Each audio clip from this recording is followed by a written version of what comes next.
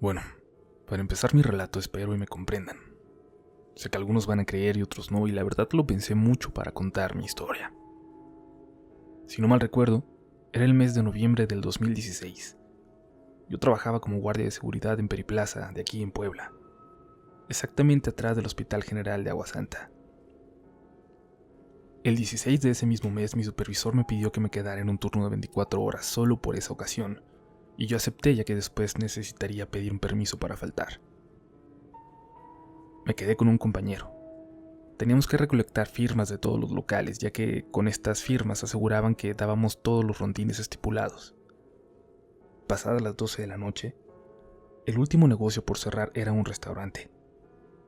Mi compañero me pidió que fuera a que me firmaran, pero al dirigirme a dicho lugar, sentí algo extraño que hacía que no despegara mi vista de la carretera, ya que el restaurante se encontraba a pocos metros de la misma. De pronto, a lo lejos pude ver como una mujer de apariencia macabra me veía con unos ojos brillantes, como los de un animal en la oscuridad. En ese momento me quedé congelado, y del miedo no me pude mover. Escuchaba a mi compañero hablarme por el radio, pero yo estaba paralizado. La mujer de repente empezó a caminar hacia mí. Lo que no me explicaba era que atravesaba las divisiones de la carretera como si nada. En ese momento escuché cómo mi compañero comenzó a rezar por el radio, ya que él también la veía con sus binoculares. Hasta ese momento pude moverme y regresé a la caseta corriendo. Por momentos volteaba y la veía aún caminando hacia mí. Les juro que se me acercó como a escasos 20 o 25 metros. Enseguida entré a la caseta y cerramos. Del pánico ya ni fuimos conscientes del tiempo. Y al revisar el reloj, ya eran las 3:15 de la mañana. Al mirar por la ventana, ella ya no estaba. Solo escuchamos un alarido que hizo que se nos erizaran los cabellos. La verdad, ya no quisimos salir a dar más rondines, pues todo el ambiente seguía increíblemente pesado. Ni siquiera supimos a qué hora nos quedamos dormidos. Nos despertó la alarma del celular, ya que a las 7 de la mañana hacíamos el cambio de guardia. Decidimos no poner nada en la bitácora, ya que nos iban a tomar como locos y a burlarse de nosotros. Solo pusimos que todo había transcurrido en orden. Yo me retiré a mi casa y solo pensaba, ¿qué diablos era aquella mujer? O si todo había sido siquiera real. A partir de ese día, jamás volví a tomar otro turno de 24. Gracias por su atención.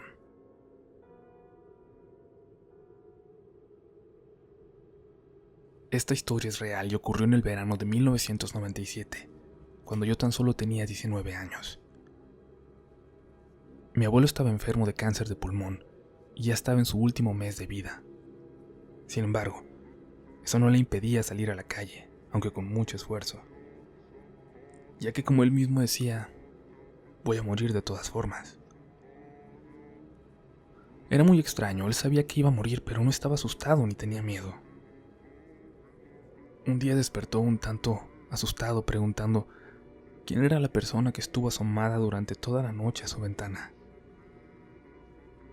Vivíamos en una primera planta y había una especie de patio, así que fácilmente pudo ser algún miembro de la familia, pero ¿quién iba a estar durante toda la noche observándole tras la ventana? La semana siguiente ya apenas podía moverse y dejó de salir a la calle. Sin embargo, seguía preocupándole esa persona que le visitaba cada noche. La familia creía que era una de sus paranoias o alucinaciones, ya que es frecuente en estos casos. Una noche estábamos todos en su habitación y entonces él comenzó a describirlo. Un hombre alto, al que apenas se le veía el rostro. Vestía elegante y llevaba un sombrero. Esa noche yo dormí algo asustada pensando en aquel hombre. Y serían las 4 de la madrugada cuando oímos unos gritos. Pensamos que eran de mi abuelo. Mi madre, que era la encargada esa noche de estar con él, abrió la puerta y yo desde fuera oí un cristal caer. Un cristal romperse de grandes dimensiones. Había sido la ventana. Cuando conseguimos relajar a mi abuelo, nos contó que el hombre le dijo que no temiera, que ya casi llegaba su hora, Al parecer no le gustó nada lo que dijo, y menos el tono que lo escribía como profundo y suave. Al día siguiente, al mediodía, empezó a ahogarse y tuvimos que llamar al médico. Vino la ambulancia y se lo llevaron hacia el hospital. Allí estuvo en cama varios días, y los médicos nos avisaron de que podía morir en cualquier momento de un infarto, y que lo ideal sería que se quedara ahí, en cama, para que pudiera morir en el hospital. Sin embargo, entre toda la familia decidimos llevarlo de vuelta a casa. Cuando llegamos, nos encontramos con todas las ventanas abiertas y con un frío tremendo, a pesar del calor que hacía en la calle. No teníamos idea de cómo pudieron abrirse. Ese mismo día estaba yo en el salón mirando una película en la televisión, misma que ahora no logro recordar. Puede que aquel día fuese el que más terror he tenido en toda mi vida. Estaba tumbada en el sofá cuando oí a mi abuelo hablar solo desde la otra habitación. Me dio curiosidad de escuchar lo que decía. Me acerqué y pude escuchar que decía que tenía mucho miedo y no quería marcharse, cosa que nunca le había confesado a nadie. Cuando entré pude ver la ventana abierta y a mi abuelo justo frente a ella, de pie. Sentí muchísimo terror ya que estaba casi desnudo y blanquísimo. Mi primera reacción fue salir corriendo para avisar a mis tíos, que rápidamente fueron y encontraron a mi abuelo tirado en el piso. Después, al rato, todos se fueron a dormir y yo fui al servicio. No podía quitarme de la cabeza la imagen de mi abuelo allí, hablándole a la ventana. Cuando salí, me encontré la luz del salón apagada, pero yo recordaba perfectamente que la había dejado encendida. Supuse que alguien se había levantado y al verla encendida la apagó. Con mucho miedo corrí hasta el salón y la tele, que la dejé sin volumen, también estaba apagada. La sorpresa fue cuando miré hacia atrás desde el sofá y vi que desde la terraza entraba la sombra de un hombre con sombrero. Salí corriendo y me metí en la cama que compartía con mi hermano mayor. Lo desperté y le dije lo que vi, y fuimos los dos juntos hacia el salón que se encontraba al fondo del pasillo. Al acercarnos escuchamos golpes y ruidos, y dimos un salto. Se nos aceleró el corazón. Los ruidos venían de la habitación de mi abuelo.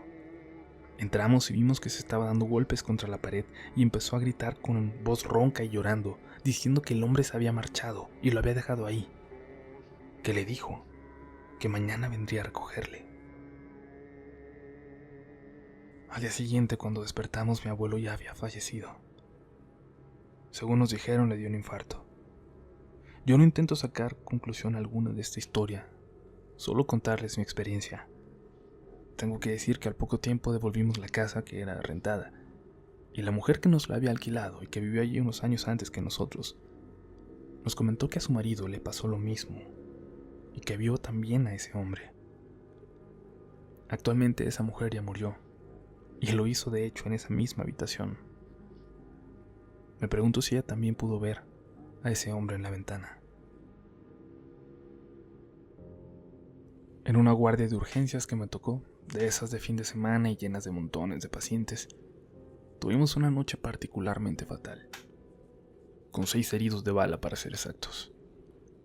El hospital no tiene tantos quirófanos, por lo que elegíamos a los pacientes más graves pero con todavía posibilidad de salvarse, mientras los otros se estabilizaban y se ponían en espera para cirugía.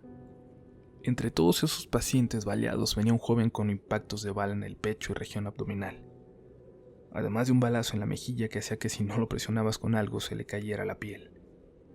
Podías ver todos sus dientes y parte del hueso. Todos sabíamos que ese paciente, aún con cirugía, no se iba a salvar. Así que le dimos los auxilios necesarios y nos concentramos en atender a los demás. Pasaron horas y el paciente no fallecía. Eso la verdad nos extrañó a todos porque realmente estaba demasiado grave y había perdido muchísima sangre. Aún con la reposición de líquidos que le hicimos, como médico sabes que el paciente no va a aguantar, pero él seguía vivo. Cuando todo estuvo más tranquilo, el cirujano me pidió que lo acompañara a suturarle la mejilla, pero en eso el paciente abrió los ojos muy grandes y le dijo al residente: «Ella está aquí, quítemela del brazo, porque no deja que me muera». El médico le preguntó: ¿Quién está aquí?». Y el paciente respondió: la santa, mi santa muerte. Ella no deja que me vaya y yo le prometí el tatuaje si no dejaba que me muriera. Y mírala, ahí está parada. Todos volteamos como reacción, pero no vimos nada, y entonces le vimos el brazo. En él tenía un tatuaje muy grande de la Santa Muerte. El doctor le dijo que estaba loco, que no se lo podía quitar, pero el paciente insistía y suplicaba que le quitaran el tatuaje. Quítemelo, por favor. Yo sé que no voy a quedar bien de esta. Lo extraño, la verdad, era que un paciente tan grave hablara. Y lo segundo era que no se hubiera muerto con la cantidad de heridas de bala. El médico, después de pensarlo mucho, comenzó a desprenderle esa parte de la piel después de aplicarle anestesia. En cuanto terminó de desprender el tatuaje, el monitor marcó la línea recta. El paciente por fin había fallecido. Todos nos quedamos muy serios, no sabíamos qué decir y se sentía la sala muy fría, como si hubiera aire acondicionado encendido. De repente hubo un silencio total como de 2 o 3 segundos. Todos nos miramos y callamos. Yo no sé si realmente ese paciente tenía un pacto con la muerte. Lo que sí sé es lo que sentí, lo que se sintió tan pesado al momento de desprender ese tatuaje. Es una de las experiencias que jamás olvidaré.